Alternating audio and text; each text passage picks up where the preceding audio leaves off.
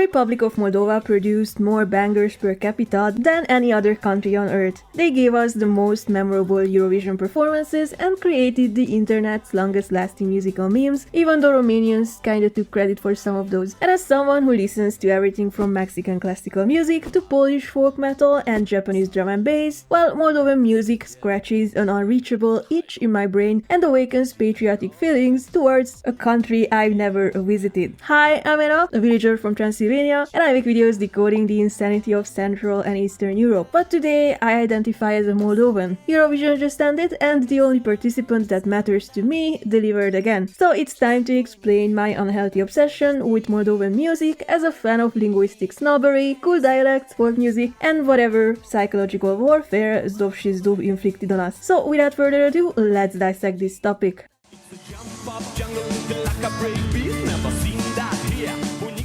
If you live in Romania or Moldova, you've likely stumbled into a Zdub concert at some point in your life, whether you wanted it or not. That's a Romano-Moldovan canon event. The rest of Europe knows them from Eurovision, where they introduced millions to the delirium of Moldovan music by wearing something that looked like a traditional costume, but I'm pretty sure was just his grandma's stergar. And ever since then, they became a triple entry icon of Eurovision. Underneath their chaotic folk anthems, there's often a quiet political message, but not in the cringe Twitter debate bro way, but in the we survived historical insanity and we are still dancing kind of way. Moldova turned trauma into therapy through music, which is why they are the only country whose patriotic songs don't sound cringe. I've known Zdub since childhood, but lockdown in 2020 turned me into a true stan when Moldovan wine became my coping mechanism, which sounds like a joke, but unfortunately it isn't. And honestly, I think it's time I finally come out as the most blasphemous thing someone from Eastern Europe can become.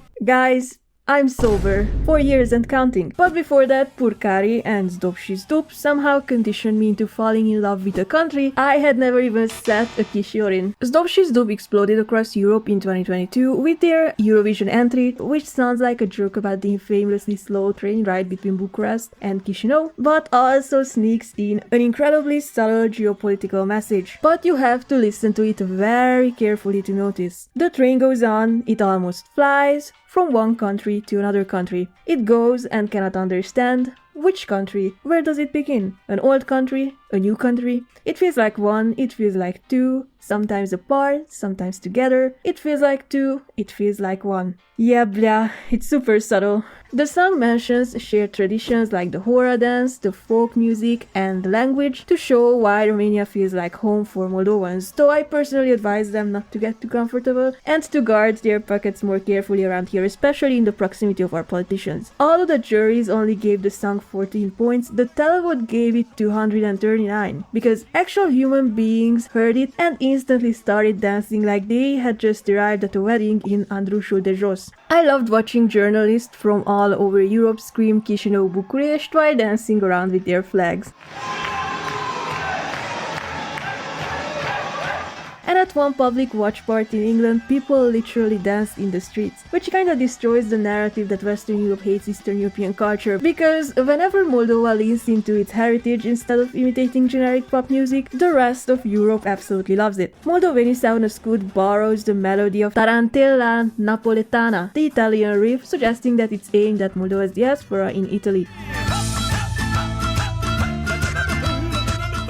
As you might know, our Slavified brothers from the East had to survive decades of economic collapse after post-Soviet chaos and oligarchic insanity that wrecked Moldova's economy. And at one point, they practically started competing with Albania on who could run away from their own country faster. Yet the song radiates warmth and pride, painting Moldova as a landscape of vineyards, wheat fields, rivers, and green hills, preserving an image of home for people who left and still dream about returning. And honestly, it makes me wanna grab my backpack and go for a hike through Orheiovec. And I'm glad it highlights multiple things Moldova has to offer, since most people only know it for wine, which is kind of offensive, guys. They also have beer too. The song portrays Moldova as a place where people honor bread and trust one another, which sounds wholesome until you remember that after famine and other Soviet-era shortages, bread also became a symbol of survival. My favorite song from them is Sânziene because it combines my two favorite topics, mythology and traditions. And no, I'm not talking about that one tradition where they have a picnic in the cemetery that's tied to some underground mythical creatures.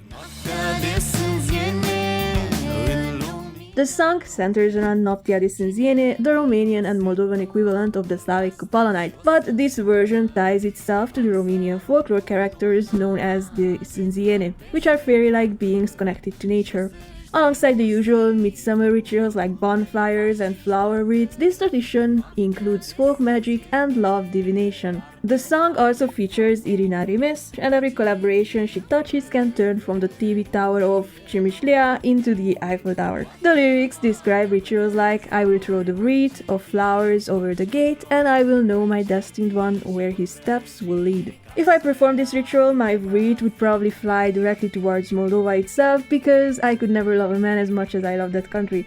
The song sounds magical and nostalgic, full of fire rituals, flower wreaths, and midsummer love divinations, so if someone ever makes a Witcher-style RPG based on Romanian mythology, they absolutely need to use a dark folk remake of this song as the main soundtrack. Now, I can't say I love every single Zdub song, because some of them require blood alcohol levels that sobriety no longer allows me to achieve, but overall Zdub's music feels like eating your grandma's homemade zyama cooked with clever lyrics, folk chaos, historical trauma dumping, and a healthy amount of cultural pride. But Moldova's music rabbit hole goes much deeper than that, so let's switch genres.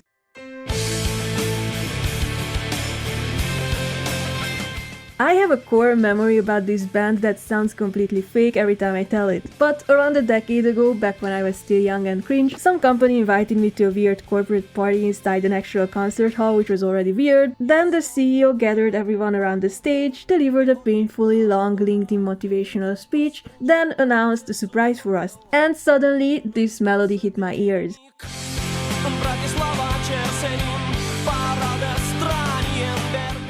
Surprisingly, a live Alternosfera concert was not even part of my top 3 wildest workplace experiences, but considering that the top 3 involve a bomb threat and slamming into a tree from a zipline, this was definitely my favorite. At that point, I didn't even know who Alternosfera were because I was young and culturally underdeveloped, but all the exhausted Gen X corporate employees around me suddenly transformed into festival-going teenagers. And blah, these people sound insane live. What really got me wasn't just the instrumentals, but the lyricism, which gave me a whole new appreciation for our beautiful Limba Bătrână. Their most famous song is Ploile nu vin, meaning the rains don't come, which captures the emotional numbness people developed after constant exposure to news about global catastrophe, with lines like "Breaking news alert," "A murderer has escaped," "A bridge on the Rhine collapsed," and "The rains won't come." The song jumps between disasters, collapsing systems, and media overload while portraying the emotional numbness people developed after hearing bad news non-stop. And honestly, it feels painfully relatable today. We absorb so much information that our brains become overloaded, like a village mom stuffing her son's torbăncarul din Piața Centrală with enough food to survive the apocalypse before he returns to university. And after a while, every tragedy slowly starts feeling like background noise. Though, if you ever experience emotional drought and want to feel something again, go to a bar in Ungeni and tell a random guy he's Russian. You will definitely feel something. Then the song shifts from global chaos into emotional isolation. I lie in your bed, hidden from others' eyes, you hold me in your arms, I'm a trophy, you don't care about anything. I cannot stress enough how much better this band sounds live than on records, and I actually found a live performance of Ploile nu vin at Electric Castle, and the funniest part is that this festival is basically cursed and it rains every single year, to the point where the entire festival turns into a muddy survival simulator, which is exactly why I stopped going. But somehow, during a song literally called "The Rains Don't Come," it genuinely wasn't raining. Another popular song is Flor de Mai, or Mayflowers, which also happens to be the favorite song of Romania's president, the guy who Moldovans helped us elect when our choices were trash and slightly less trash. The lyrics are beautifully poetic: "A lock set deep in wood, hide me away untouched, keep me safe from the frost. Last night it snowed again while you dreamed of blue Mayflowers." The song feels like surviving an emotionally cold period of life while someone you love dreams about warmer days somewhere else.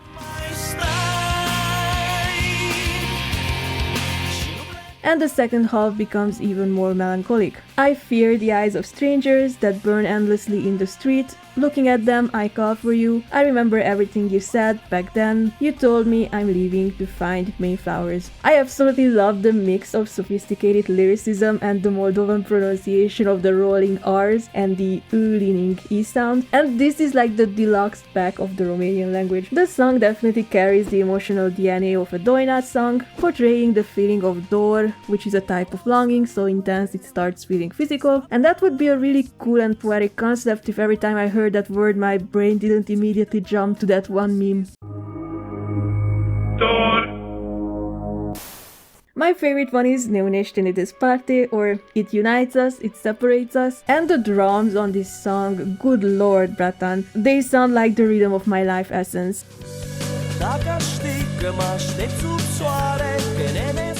If I knew you were waiting for me under the sun, that a night like a sea keeps us apart, under the moon I would cross a whole year towards you through a sky and an ocean. But it sounds much better in Romanian because it also maintains rhyme, rhythm and flow. And the song feels like two people trying to love each other while emotionally missing each other at every step, which unfortunately describes my emotional relationship with the Republic of Moldova. Bruh. My sibling moved to Switzerland searching for a better life, and I'm here fantasizing about moving to Europe's poorest country beside an active war zone, drinking mocha pot coffee in a Chisinau coffee block while watching the sunrise over the grey buildings. What the fuck is wrong with me? Now there's one line that does sound kinda sus. At the age when we surrender ourselves to love, you are the minor, I am the major.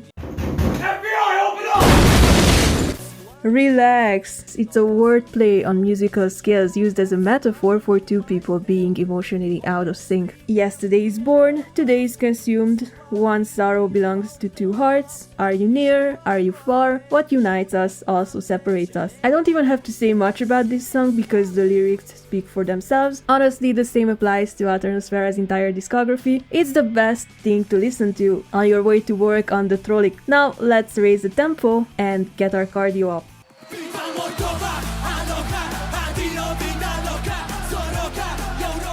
The world discovered Satoshi through his Eurovision entry, Viva Moldova, and the song made the internet flood itself with comments like, I'm proud to be Moldovan, I'm from Brazil, and the song opens with the announcement sound of Chisinau Airport, which exists just to remind you that you have arrived at the country where Putin's dreams go to die.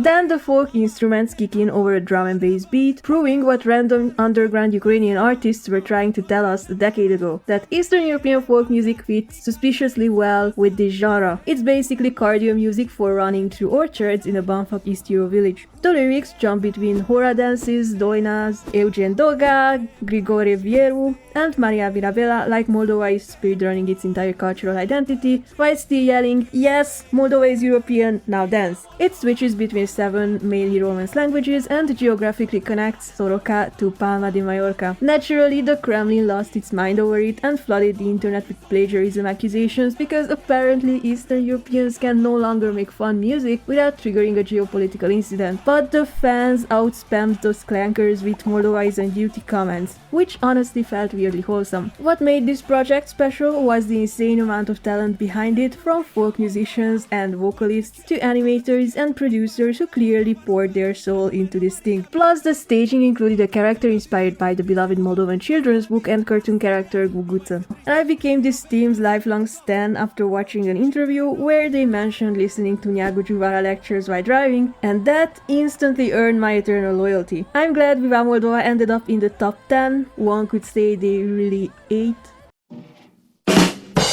I first discovered Satoshi through one of my younger Zoomer acquaintances who used to blast his music while driving like we were living inside Need for Speed Chisinau, but I couldn't pay much attention to it because I focused too hard on trying to stay alive. If you only know Satoshi through his top Spotify songs, you probably won't realize how absurdly versatile his music actually is. And as someone who listens to everything from Argentinian rap to obscure Japanese garage rock, I love that younger artists all over the world stopped limiting themselves to a single genre. My favorite Satoshi songs fall into three categories: patriotic bangers, gym motivation, and emotional damage. He also made some love songs, but those aren't for me because the only thing I carry love for in my heart is the Republic of Moldova. One of the strongest songs is unhealthily featuring Irina Rimes, and you don't need any analysis to understand it because the lyrics communicate their message directly from the first verse. Your ideology doesn't represent me. In a country of empty pockets that the wind blows through, half have already left, the other half are waiting their turn. Please leave me alone if you won't give me a voice. To me, the song critiques the over-politicization of Moldova's existence and instead focuses on what actually matters, the lived experience of ordinary people.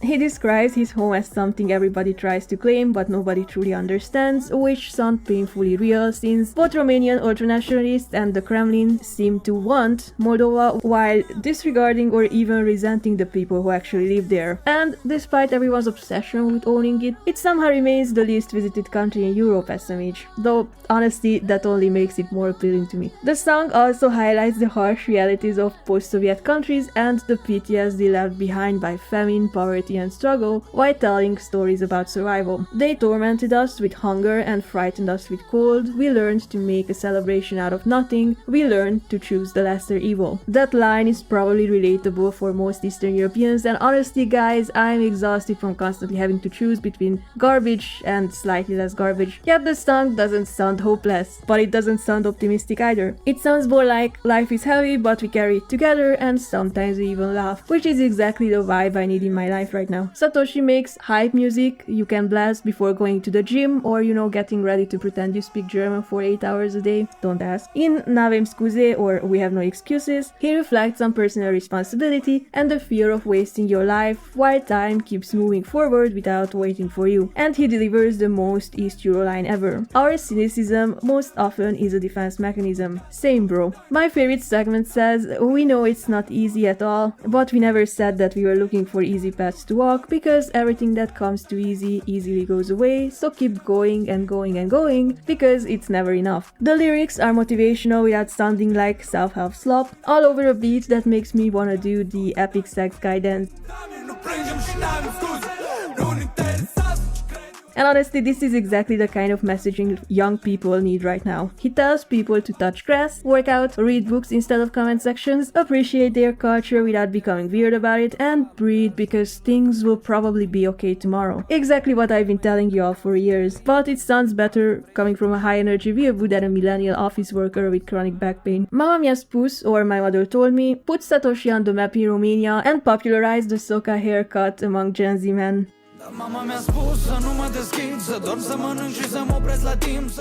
The chorus describes the kind of advice many of us get from our parents: take care of yourself, be grateful for what you have, know your limits, and always keep your guard up, which is good survival advice and exactly what people raised in authoritarian countries needed, but emotionally it can still feel incomplete. It's like eating kortsnash without filling, enough to keep you going, but undeniably hollow inside. And I love that the song neither praises nor criticizes this mindset, just like it neither romanticizes nor vilifies his relationship with his mother. Instead, it presents it honestly through a one-sided phone conversation many people can relate to, because those calls can feel loving, exhausting, repetitive, and intrusive at once. But later the song shifts towards the things people never say out loud, and those moments become the most powerful parts. The lyrics force you to think about how hard some parents had it raising children in Eastern Europe, and as you grow older you start understanding how difficult life really was for them. And these lines absolutely crushed me. You can't fall asleep unless I've called to say I made it home.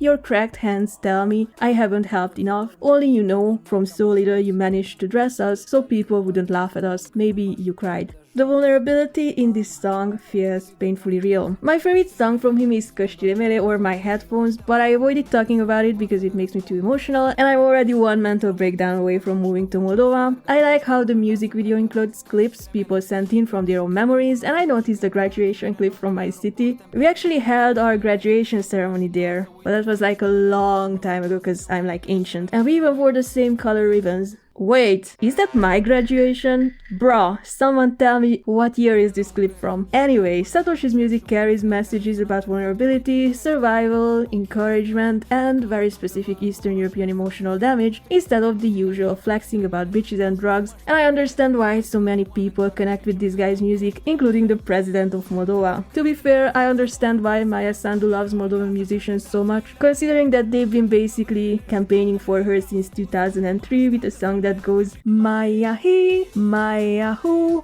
Oh, brother, this guy stinks! Okay, I let myself out. So let's quickly wrap all this up.